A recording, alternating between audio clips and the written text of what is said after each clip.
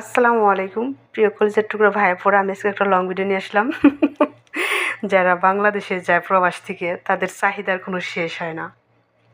আত্মীয় স্বজন বলেন, ভাই বলেন, বোন বলেন, আশেপাশের মানুষ, মানে অনেক মানুষের একটা চাহিদা থাকে, ঠিক আছে না?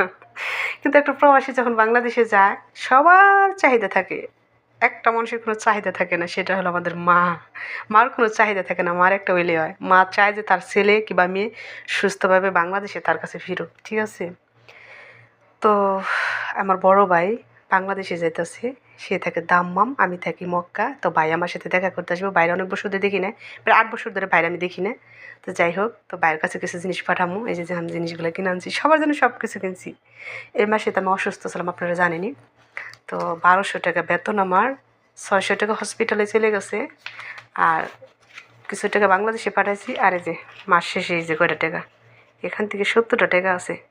তো 70টা টাকা আছে, ভাই আসবো, বাইরে লেগে কিছু কেনাকাটা করে রান্না করুম। ভাই চিংড়ি মাছ খাইতে চাইছে, বাইরে জিজ্ঞেসি ভাই আপনার কী খাইতে মন চায়, আমি রান্না করে রাখ, মানে বাইকে কিছু লাগতো না, তোরে শুধু চোখের দেখারা দেখ আমার জিনিসগুলো আনুম। তো সামান্য কিছু, সবার জন্য সব কিছু কিনছি, 6টা ঘড়ি কিনছি, কিছু সাবান কিনছি, আরও কিছু আছে গরমের মধ্যে, এত কিছু দেখানো সম্ভব না। তা আমার মার জন্য কী কিনছি জানেন? এই যে আমার মার জন্য, এটা কি জানেন? সুরমা। আমার মার জন্য, আমার মার জন্য এই জিনিসটা কিনছি। আমার মা এতেই অনেক হ্যাপি। তারপর দিচ্ছি আমার মার জন্য জুতা কিনছি, শ্যাম্পু, সাবান, এগুলো কিনছি, অনেক কিছু কিনছি, মিথ্যা কথা বলবো না। আমার মা বলছে আমার কিছু লাগবে না। তাই কিছু সামান্য বাস্তি, বাগনি, আমার মেয়ে আছে একটা, তাদের জন্য যে ছোট্ট কিছু উপহার। আর আমি কবে দেশে যাই আমি তো জানি না। আমি তো আজকে 10 বছর শেষ প্রবাসী, আমি যে কবে দেশে যাই নিজেও জানি না। যাই হোক, একটা প্রবাসী যখন বাংলাদেশে যায়, অমুকের মোবাইল লাগবে, অমুকের সেন্ট লাগবে, অমুকের চেন লাগবে, অমুকের ঘড়ি, অমুকের ব্যালেন্ডার, মানে কত কিছু। একটা প্রবাসী আসলে এগুলো ভাবতে ভাবতে অমুকের কম্বল লাগবে, মানে এভরিথিং, অনেক কিছু চাহিদা থাকে।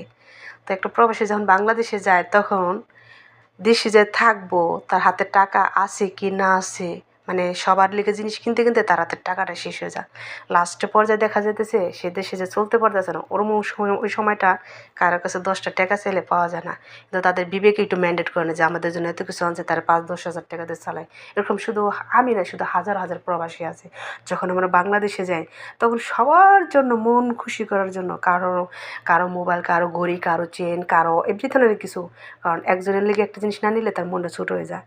আসলে আমরা প্রবাসীরা এরকমই, আমরা সবাইকে খুশি রাখতে যাই, লাস্টে আমরা প্রবাসীরাই ব্যর্থ হয়ে যাই, ঠিক আছে?